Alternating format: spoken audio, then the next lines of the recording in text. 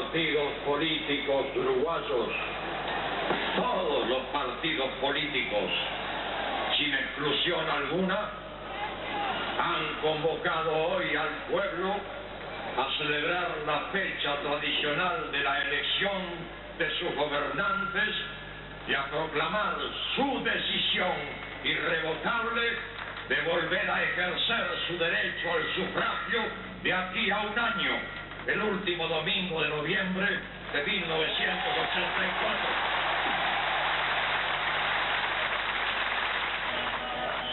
Así, de este modo, con su inconfundible voz, el actor Alberto Candó transmitía 15 años atrás a la mayor multitud jamás congregada en el Uruguay la proclama que habían preparado los partidos políticos reclamando una apertura democrática. Eran tiempos difíciles. Había partidos y políticos proscriptos y dirigentes presos. Muchos seguían en el exilio. Pero el 27 de noviembre de 1983, al pie del obelisco, los partidos forzaron un hecho político que sería determinante en el futuro. Unas 400.000 personas pudieron apreciar juntas en el estrado ubicado a espaldas de 17 de julio a dirigentes de todas las colectividades, habilitados y proscriptos. Eran hombres y mujeres que relegaban sus diferencias y anteponían sus sentimientos en común para generar condiciones para un cambio. Un gran cartel exhibía la consigna central: por un Uruguay democrático sin exclusión. Y el pueblo ha dicho presente. Lo testimonia esta multitud inmensa y pacífica, jubilosa y esperanzada. Ha dicho presente porque este es un pueblo que conoce sus derechos, sus deberes y sus responsabilidades.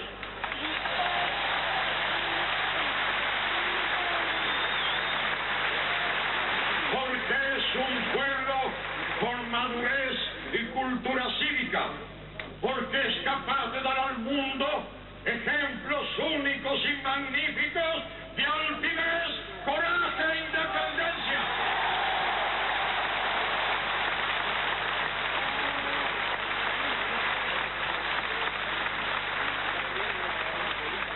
Como el de aquel ya histórico 30 de noviembre de 1980, cuando dijo no a la imposición.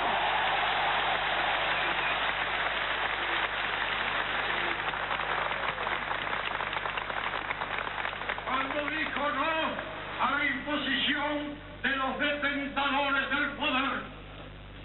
Prometeo fue grande porque supo decir no a los dioses. Y el pueblo uruguayo es grande porque supo decir no a los dioses con pies de barro.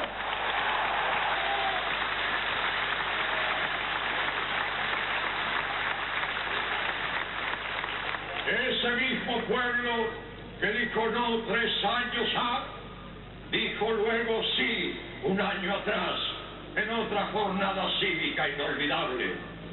Sí a los partidos silenciados durante una década y a los políticos injuriados, perseguidos, encarcelados y exiliados. Ese glorioso 28 de noviembre de 1982, ustedes, queridos compatriotas, le dijeron sí, porque los reconocen como intérpretes fieles de su voluntad y porque no ignoran que ellos saben, al igual que Artigas, que su autoridad emana de vosotros y ella cesa por vuestra presencia soberana.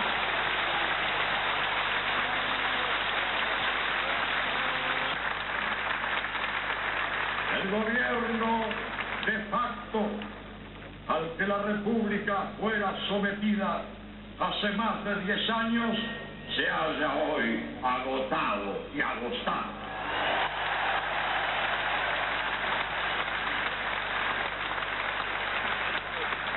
No responde a ningún sector de la ciudadanía y constituye un elemento elemento artificial incrustado por la fuerza en la vida colectiva.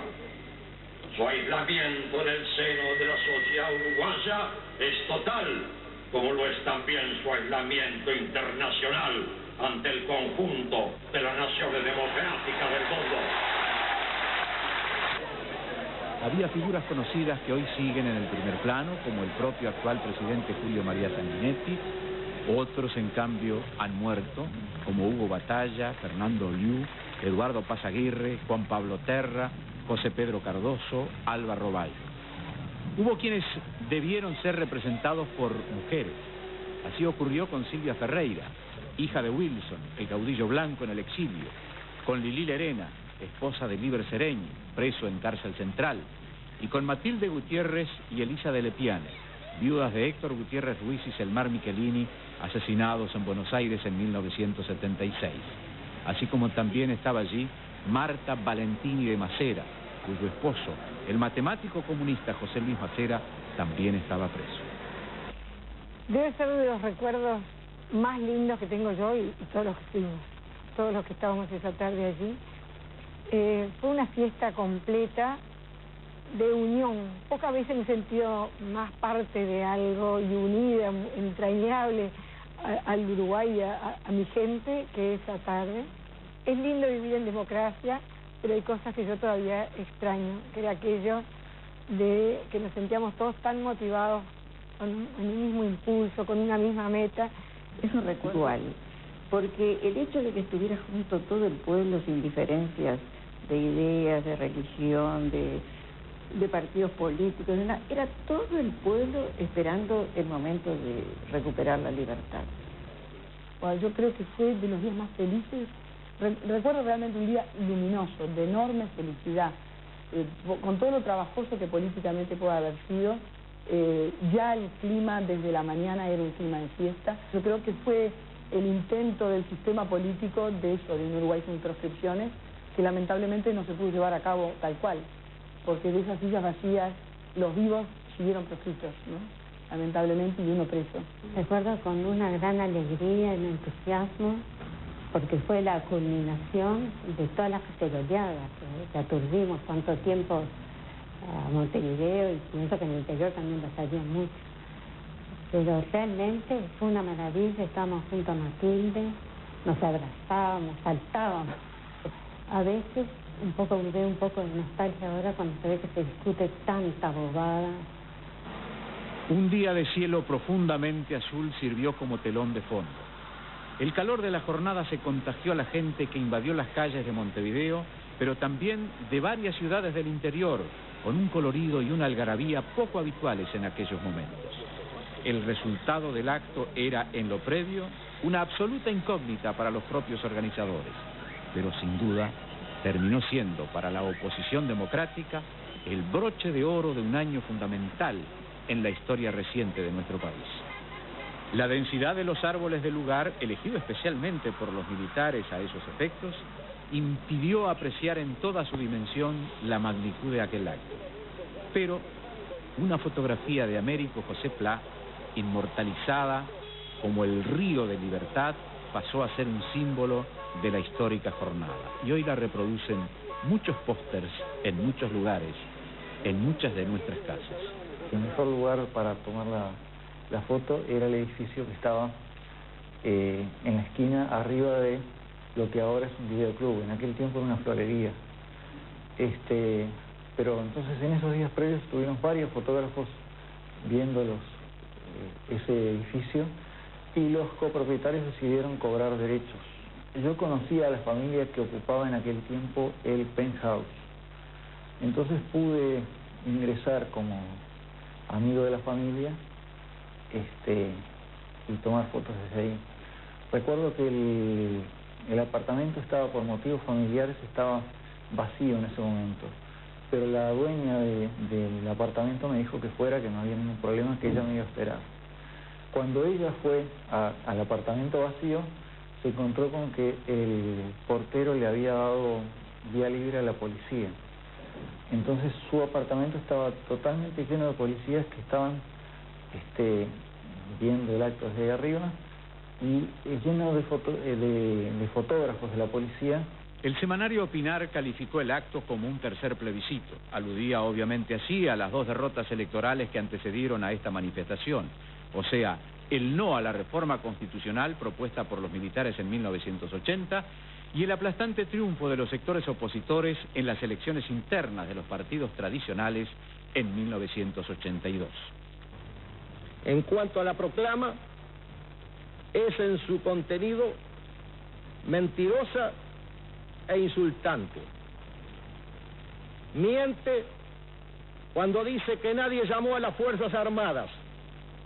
Por el contrario, el poder político elegido por el pueblo, asediado por la subversión y en peligro inminente de caos y desintegración, decidió el 9 de septiembre de 1971 que las Fuerzas Armadas tomaran a su cargo la lucha antisubversiva, reconociendo el estado de guerra interno que luego fue ratificado por el poder legislativo de la época.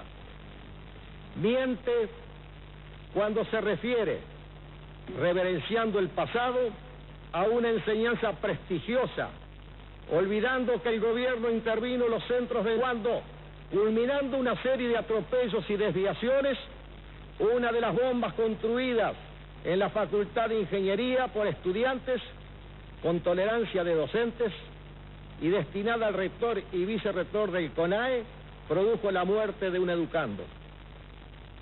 Miente cuando califica de ciudadanos dignos, víctimas de su integridad moral y altivez cívica, a delincuentes que se encuentran purgando la condena por sus crímenes de lesa nación, asesinatos, robos y secuestros. El rechazo popular al discurso de Álvarez tampoco se hizo esperar. Nuevos caceroleos y miles de personas en las calles interpretaron la reacción oficial como un signo de derrota de los militares. Pero echemos un vistazo a ese año 1983 tan rico en acontecimientos. En el verano, el gobierno había reiterado el pedido de captura de Wilson Ferreira Aldunate. El 25 de marzo en Aceguá, el teniente general Álvarez lanzó la idea de crear un partido del proceso, iniciativa destinada al fracaso. El 11 de abril, después de 10 años de prisión, fue liberado el general frentista Víctor Licando. El 1 de mayo se produjo el primer acto del Día de los Trabajadores en la dictadura.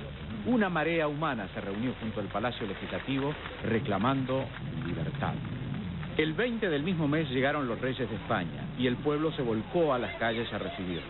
El rey Juan Carlos simbolizaba a la renaciente democracia española y en Montevideo pidió respeto por las libertades y se reunió en un hecho relevante con políticos rehabilitados y con proscriptos. Por esos días, una tapa con la foto del rey junto al caudillo blanco en el exilio, Wilson Ferreira Aldunate, determinó la clausura del semanario La Democracia. A mitad de año, el 5 de julio, habían fracasado definitivamente las negociaciones entre los militares y los partidos políticos efectuadas en el Parque Hotel en la búsqueda de una salida acordada. El 25 de agosto, en la fecha de la independencia, Montevideo y otras ciudades del país vibraron con el atronador repiqueteo de las cacerolas. Nacían los caceroleos, manifestación opositora que se reiteró una y otra vez sin que los militares pudieran controlarlos. Los uruguayos protestaban desde adentro de sus casas, al principio, pero luego comenzaron a animarse y salieron a veredas, calles y plazas. El 25 de septiembre, una imponente manifestación estudiantil partió de la universidad, transitó por 18 de julio y Boulevard Artigas hasta llegar al Estadio Francini. Fue otra demostración de fuerza opositora. Ese año también comenzaron a llegar los exiliados. El arribo de un avión con niños, hijos de uruguayos que se habían visto obligados a dejar el país, dio lugar a una impactante recepción en las calles de nuestra capital.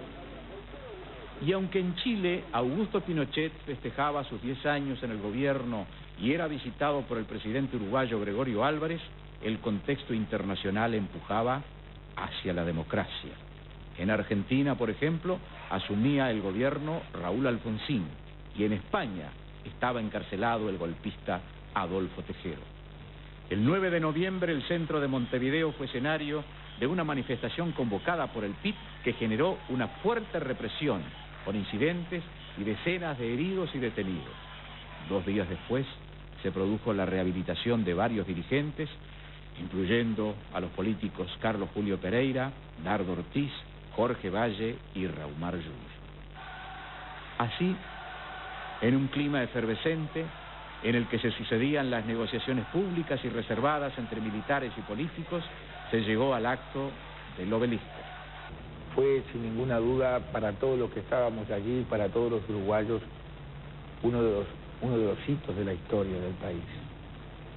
Así como una vez el pueblo acompañó en el éxodo de Artigas para mostrarle su decisión de que el país fuera una nación, un pueblo independiente en sus decisiones, así la presencia del pueblo en el Obelisco de los Constituyentes, en el Parque Valle, significó también una voz de libertad del pueblo uruguayo que ha nacido a la libertad, que ha vivido para la libertad y que sabe lo que en la vida de todos los días la libertad representa y que sabe, por tanto, que ella debe ser cuidada y regada como una plantita que hay que embellecerla, protegerla, adornarla, quererla con toda nuestra alma, porque es la esencia de la vida de los pueblos, la libertad. Los partidos hicieron propicia la oportunidad para hacerse fuertes en la negociación. Con esta conciencia tranquila exigimos la eliminación inmediata y definitiva de todas las proscripciones.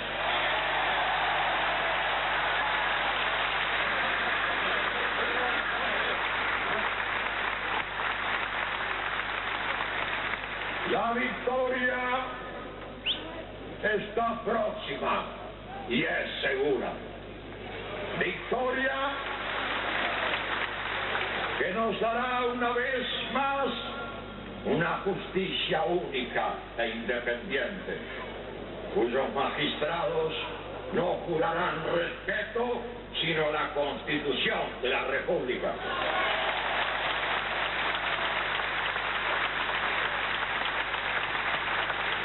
Una prensa libre, a la que ningún Torquemada podrá clausurar por decir su verdad. Unas cárceles que solo albergarán delincuentes y no dignos ciudadanos.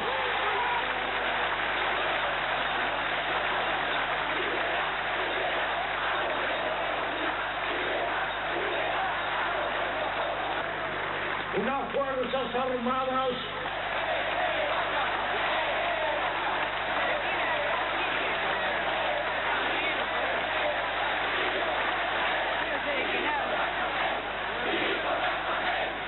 reintegradas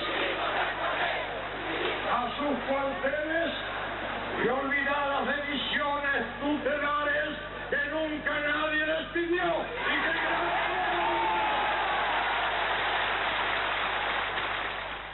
El fin de año vio endurecer la situación política y se aplicaron medidas como la censura previa a la prensa.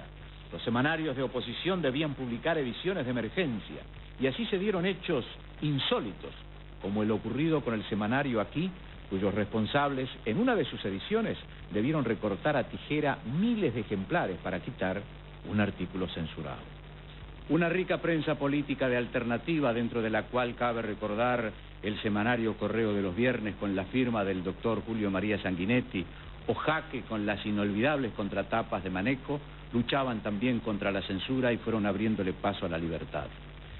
Pero más allá del endurecimiento coyuntural, el acto del Obelisco había herido al régimen y marcado a fuego la transición, y siguió abriendo el camino que culminaría un año después, en las primeras elecciones generales desde 1971 que restablecían la democracia en el Uruguay.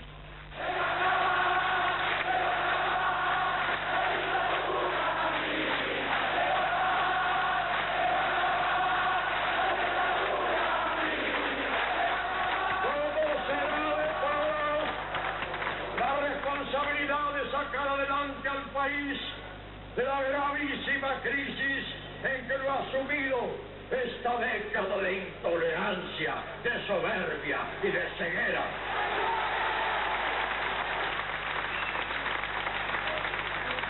Proclamemos bien alto y todos juntos, para que nuestro grito rasgue el firmamento y resuene de un confín a otro del terruño, de modo que ningún sordo de esos que no quieren oír no diga que no lo escuchó.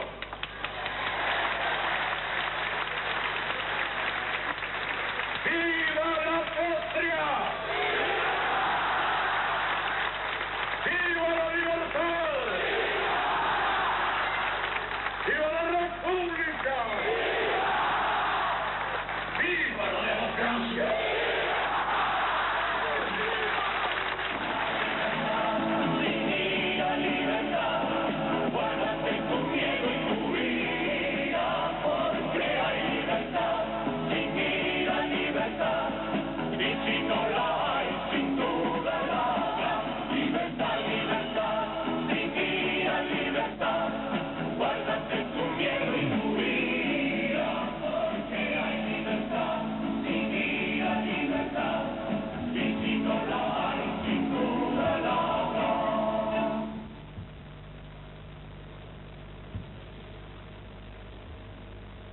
Qué hermoso momento, ¿eh?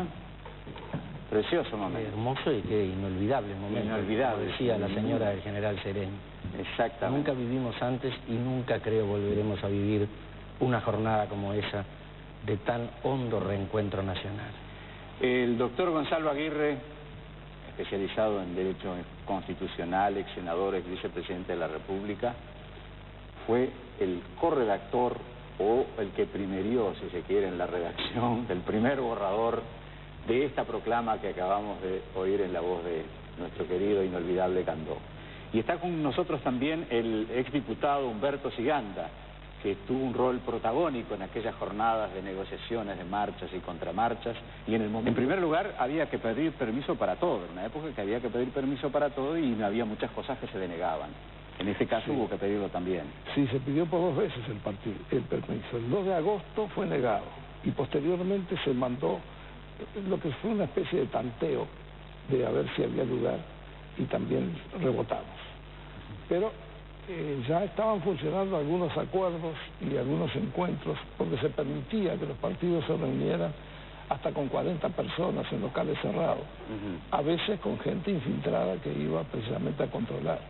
A mí me pasó eso, por eso lo revelo. ¿Quiénes gestionaban el permiso? ¿Los partidos tradicionales? Sí, claro. Pero el partido que autorizó, el permiso que autorizó la realización del acto tuvo que ser suscrito como garantía de la legitimidad de los procederes limpios, por la tranquilidad pública y cuánta cosa más, por el doctor Sanguinetti, por parte del Partido Colorado, por el profesor Pivel de Voto, por parte del Partido Nacional, y por mí, que en ese momento presidía la Unión Cívica.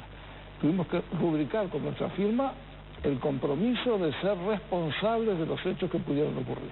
Había Frente Amplistas en la tribuna y estaba proscrito el Frente Amplio. ¿Cómo es que ocurrió eso? Bueno, eso ocurrió porque el Partido Colorado, el Partido Nacional y la Unión Cívica, una de las primeras decisiones que tomaron respecto a este acto es que debía comparecer el Frente Amplio y el PDC, que creo que era un partido separado, que los dos estaban prohibidos, que no habían participado de las elecciones internas del año 82, e invitamos entonces a sus dirigentes. En el acta de la sesión del directorio del Partido Nacional del día 14 de noviembre, que hoy leí, el profesor Pivel de Voto dejó constancia que se iba a hacer esa gestión e invitar a la mesa del Frente Amplio y a la dirigencia del PDC. Y en la siguiente reunión que hubo de todos los dirigentes, una semana antes del acto, en los altos de la casa del profesor Pivel de Voto, recuerdo que estaban el señor Jung, el doctor José Pedro Cardoso y el arquitecto Juan Pablo Terra. Pero si usted me deja, le voy a historiar a toda velocidad cómo fue el proceso. Tuvimos una reunión en el mes de octubre en la casa del profesor Pivel de Voto, un domingo de tarde. Estábamos el doctor Sanguinetti, el doctor Valle, el doctor Tarigo, el profesor Pivel, el doctor Oliú, Carlos Julio Pereira y yo. Y allí se habló de hacer algo de este tipo, porque estábamos en un impasse. Habíamos emitido una declaración los partidos tradicionales el 8 de octubre, fijando condiciones mínimas para restablecer las conversaciones con las Fuerzas Armadas habíamos recibido la callada por respuesta y dijimos, bueno, hay que dar un paso adelante, hacer algo, una forma de presionar, sacar a la gente a la calle, vamos a intentarlo otra vez. Y vamos a invitar de inmediato a la Unión Cívica. La Unión Cívica dijo que sí, tuvimos una reunión, que el amigo Siganda recordará, en el apartamento de la Rambla de Pocitos de don Juan Vicente Chiarino. Estaban ellos dos, Oliu, yo creo que Silveira Zavala y el doctor Tarigo. Allí hubo una discusión un poquito áspera entre Oliu y Siganda por la fecha. Oliu quería que fuera el 30 de noviembre, aniversario de la Victoria Blanca del año 58. Siganda decía con cierta razón el 25 de noviembre, porque si hay elecciones el año que viene va a caer el domingo 25. Y al final se consultó a las cúpulas de los partidos y se transó en el día 27. Hubo una reunión intermedia en la cual participaron los doctores Sanguinetti y Tarigo, la mesa del directorio del Partido Nacional, los secretarios éramos Silveira Zavala, Oliu y yo, con don Juan, y los dirigentes de la Unión Cívica con don Julio Daverede. Además, allí ya se hizo la gestión con el Frente Amplio y el Frente Amplio vino el domingo 20 a la casa del profesor Pibel Devoto. Allí éramos como 15 personas. Y antes de esa reunión don Juan me dijo, bueno, porque se había discutido si iba a haber oratoria o no. El Partido Nacional decía, no, oratoria no, porque no se puede controlar, porque en la pasión, en la improvisación, se pueden decir cosas inconvenientes, puede haber una especie de competencia. Tiene que ser un solo documento que refleje el pensamiento de todos. Y quién lo lee y quién lo dice, ese era un problema, ¿no? Entonces había que hacer un texto. Y el profesor Pibel me dijo 2 días antes, usted redacte. Porque el que lleva todo redactado generalmente es el que decide. Cuando llegó ese momento, sí, aquí está la cosa. Usted, doctor Aguirre, estaba chequeando mientras Candó leía, usted estaba mirando un manuscrito. El doctor Tarigo tenía un texto, lo leyó, estaba muy bien el texto del doctor Tarigo. Yo tenía otro, el que me había pedido Pibel, entonces yo lo leí. Recordará, cuando terminé yo, hubo manifestaciones muy entusiastas, elogiosas del doctor Cardoso, que dijo, solo faltaron los aplausos. Entonces el doctor Tarigo, con nobleza que lo honra, dijo, la verdad el texto del doctor Aguirre tiene más tono de proclama, es más enfático. El de él era más artículo de diario, más editorial. Pero yo advertí que tenía muchos conceptos necesarios de incluir, por ejemplo, el reclamo de las desproscripciones. En mi texto no estaba. Entonces yo dije que había que hacer un ensamblamiento de los dos textos. Y se nos encomendó reunirnos al día siguiente y unirlos. Pero ¿qué ocurrió? Al día siguiente lo llamé al doctor Tarigo y me dijeron que se había ido a Buenos Aires con el doctor Sanguinetti. Y como el tiempo apremiaba, yo tenía el texto de Tarigo y yo inserté en los 13 párrafos de mi texto 5 párrafos del texto del doctor Tarigo. Estos son los 5 párrafos del texto del doctor Tarigo pasados a máquina. ¿Dónde lo pasamos? Y este es el texto del borrador mío. Este es el borrador mío de mi puño y letra, ¿no? Que aquí está y termina aquí. Con una cosa en el último párrafo, que ahora que escuchamos sacando, me doy cuenta, cuando decía que nuestro grito rasgue la noche, decía mi texto. Y Alberto Candó dijo que nuestro grito rasgue el firmamento. ¿Por qué? Porque pensábamos hacerlo de noche y los militares no lo permitieron. Y también terminaba diciendo viva la democracia, viva la libertad, viva la patria, y Candó agregó viva la república y dijo viva la patria primero. Dijo viva la patria, viva la libertad, viva la república, viva la democracia. Qué memoria, doctor, también, ¿eh? No, bueno, tengo el texto aquí, que por suerte no lo perdí, porque realmente es un recuerdo. Eso no se puede perder nunca. No, yo creo que lo que hay que rescatar... Tanto no se puede perder que creo que un día de estos lo voy a llevar al Palacio Legislativo y se lo voy a entregar al presidente para que lo guarde allí, ¿no? Digo que hay que rescatar como valor del procedimiento seguido por los partidos políticos, que desde el comienzo de las primeras actuaciones actuamos conjuntados. Nos reuníamos para establecer la estrategia a seguir, no solamente cuando se concurrió al Parque Hotel, sino ya de comienzo, las primeras reuniones que se hicieron en la avenida 8 de octubre, donde estaba filmando cuando íbamos a la Comasco, que presidía el general Raimundo. Ahí va. ¿Cómo resolvieron lo de Candó? Fue así, había unas comisiones organizadoras porque había que delegar tareas operativas y no se sabía quién iba a leer la proclama y se decía, bueno, pues si es un político de un partido se van a molestar los otros partidos. Y entonces el doctor Clavijo, que futuro secretario de la Cámara de Representantes, era uno de los dirigentes del movimiento de Rocha, uno de los delegados nacionalistas. Y don Juan Pibel una vez más sacó las castañas del fuego, le dijo, usted vaya y proponga a Candó. ¿Quién se va a poder oponer a Candó? ¿Y quién va a leer mejor que Candó la proclama?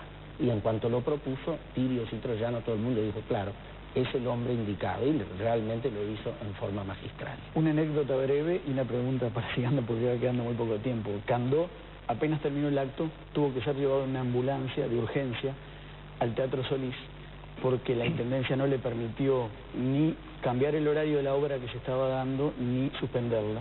Entonces, para poder llegar en tiempo, tuvo que salir en una ambulancia que fue aportada por la organización del Teatro Solís. La pregunta muy breve, última por lo menos de mi parte, es las organizaciones sociales que participaron. ¿Los sindicatos y los estudiantes tuvieron alguna participación en la negociación? Bueno, realmente hubo dos etapas del trabajo previo. Una cuando funcionamos en el Parque Hotel. La otra, después del fracaso del Parque Hotel, previo al acto del Obelisco, allí se hizo la creación de la multipartidaria, donde estaban integrados el PI-CNT, no estaban unidos todavía, el PI, el CNT, ACEP, estaba CERPAG. La intersectorial. Y FUBAN, pero no fue una actuación muy relevante desde el punto de vista de la presencia en los actos decisorios, claro, por cuanto esto correspondía a los partidos políticos. No, la decisión de hacer el acto y de invitar al Frente Amplio y al PSC fue exclusivamente de los partidos políticos. En la parte final, para la organización y para movilizar a la gente, ahí sí, esos organismos, esas entidades se sumaron porque fue un esfuerzo colectivo formidable, pero la decisión fue de los partidos políticos. Señores, les agradecemos a los dos el aporte que han hecho, importantísimo. Estamos revisando la historia, lidiando con la historia esta noche, aquí a 15 años de aquel acontecimiento. Muchas gracias por habernos acompañado. En este caso con la hermosa historia. Con la parte más hermosa de esa historia. Les agradecemos a ustedes por acompañarnos y los invitamos a compartir otra emisión de Agenda Confidencial el próximo viernes aquí en Tele 12. Muy buenas noches, buen fin de semana. Buenas noches.